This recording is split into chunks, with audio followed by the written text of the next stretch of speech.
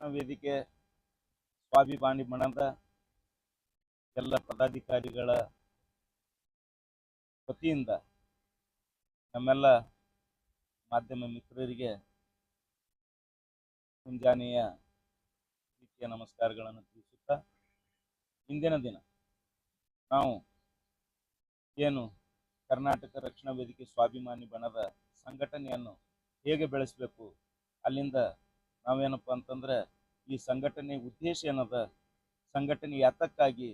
ಸಂಘಟನೆ ಏನದ ಮಾಡುವುದು ನಾವು ಎದರಿಗೋಸ್ಕರ ಅನ್ನುವಂಥ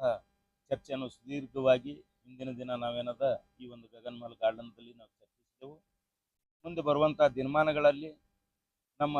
ರಾಜ್ಯಾಧ್ಯಕ್ಷರಾದಂಥ ಪಿ ಕೃಷ್ಣೇಗೌಡರು ನಮ್ಮ ಬಿಜಾಪುರಕ್ಕೆ ಆಗಮಿಸಲಿದ್ದಾರೆ.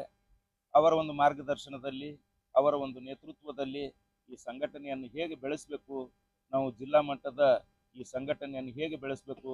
ಕಾರ್ಯಕರ್ತರನ್ನ ಹೆಂಗೆ ನಾವು ಏನದ ಒಗ್ಗೂಡಿಸ್ಬೇಕು, ಅಲ್ಲಿಂದ ಕಾರ್ಯಕರ್ತರ ಒಂದು ಅವ್ರ ಏನು ವಿಚಾರಗಳು ಏನದವ ಅವನ್ನೆಲ್ಲ ನಾವು ತಿಳ್ಕೊಂಡು ಈ ಸಂಘಟನೆಯನ್ನು ಏನಪ್ಪ ಅಂತಂದ್ರೆ ಬಲಿಷ್ಠವಾಗಿ ನಮ್ಮ ಜಿಲ್ಲೆಯಲ್ಲಿ, ನಮ್ಮ ರಾಜ್ಯದಲ್ಲಿ ಮಾಡೋಣ ಅನ್ನುವಂಥ ಒಂದು ಸಂಕಲ್ಪವನ್ನ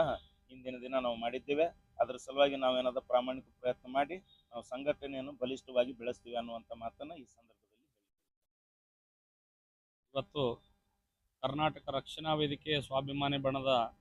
ಜಿಲ್ಲಾ ಘಟಕ ವಿಜಯಪುರ ವತಿಯಿಂದ ಹಮ್ಮಿಕೊಂಡಿರ್ತಕ್ಕಂಥ ಇವತ್ತಿನ ಒಂದು ಪದಾಧಿಕಾರಿಗಳ ಒಂದು ಸಭೆಯಲ್ಲಿ ಎಲ್ಲ ನಮ್ಮ ರಕ್ಷಣಾ ವೇದಿಕೆ ಸ್ವಾಭಿಮಾನಿ ಬಣದ ಜಿಲ್ಲಾ ಪದಾಧಿಕಾರಿಗಳಿಗೆ ಆಗಮಿಸಿದ್ದಕ್ಕಾಗಿ ಅವರಿಗೆ ಮೊದಲು ನನ್ನ ನಮಸ್ಕಾರಗಳನ್ನು ತಿಳಿಸುತ್ತಾ, ಹಾಗೆ ಇವತ್ತಿನ ಒಂದು ಸಭೆಗೆ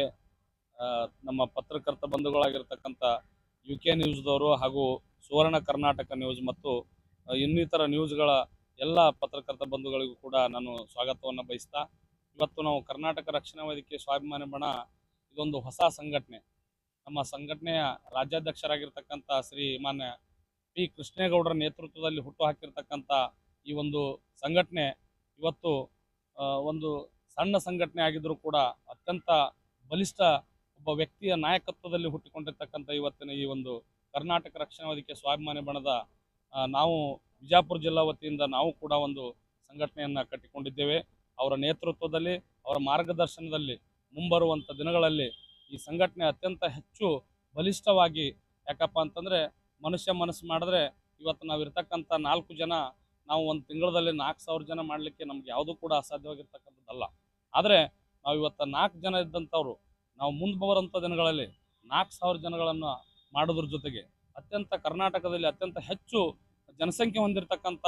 ಯಾವುದಾದ್ರೂ ಸಂಘಟನೆ ಇದ್ದರೆ ಅದು ಕರ್ನಾಟಕ ರಕ್ಷಣಾ ವೇದಿಕೆ ಸ್ವಾಭಿಮಾನಿ ಬಣ ಅಂತಕ್ಕಂಥದ್ದನ್ನು ನಾವು ಸಾಬೀತು ಮಾಡಲಿಕ್ಕೆ ನಾವು ನೀವೆಲ್ಲರೂ ಕೂಡಿ ಪ್ರಾಮಾಣಿಕ ಪ್ರಯತ್ನ ಮಾಡೋಣ ಅಂತಕ್ಕಂಥ ಮಾತನ್ನು ಹೇಳ್ತಾ, ಜೊತೆಗೆ ಒಂದು ಸಂಘಟನೆ ಅಂತಪ್ಪ ಅಂದ್ರೆ ನಮ್ಮದು ಉದ್ದೇಶ ಏನಂತಂದ್ರೆ ನಮ್ಮ ಸ್ವಾರ್ಥತನವನ್ನು ಬಿಟ್ಟು ನಾವು ನಿಸ್ವಾರ್ಥ ಸೇವೆಯಿಂದ ಕನ್ನಡ ಮನಸ್ಸುಗಳಿಗಾಗಿ, ಕರ್ನಾಟಕಕ್ಕಾಗಿ, ಕರ್ನಾಟಕದ ಎಲ್ಲಿ ನಡೀತಕ್ಕಂಥ ಅನ್ಯಾಯದ ವಿರುದ್ಧ ನಮ್ಮ ಕೂಗು, ನಮ್ಮ ಧ್ವನಿ ಹೇಳ್ಬೇಕಂತಕ್ಕಂಥ ಸದುದ್ದೇಶದಿಂದ ಹುಟ್ಟಿಕೊಂಡಿರ್ತಕ್ಕಂಥ ಈ ಒಂದು ಸ್ವಾಭಿಮಾನಿ ಕರ್ನಾಟಕ ರಕ್ಷಣಾ ವೇದಿಕೆ, ಇದಕ್ಕೆ ನಾವೆಲ್ಲರೂ ಕೂಡ ಕೃತಜ್ಞತರಾಗಿ ಈ ಸಂಘಟನೆಯನ್ನು ಬೆಳೆಸೋಣ, ಉಳಿಸೋಣ. ಮುಂಬರುವಂಥ ದಿನಗಳಲ್ಲಿ ಈ ಸಂಘಟನೆಯು ಕೂಡ ರಾಜ್ಯದಲ್ಲಿ ಹೆಮ್ಮರವಾಗಿ ಬೆಳೀಲಂತಕ್ಕಂಥ ಸದಾಶೆಯನ್ನು ನಾವೆಲ್ಲರೂ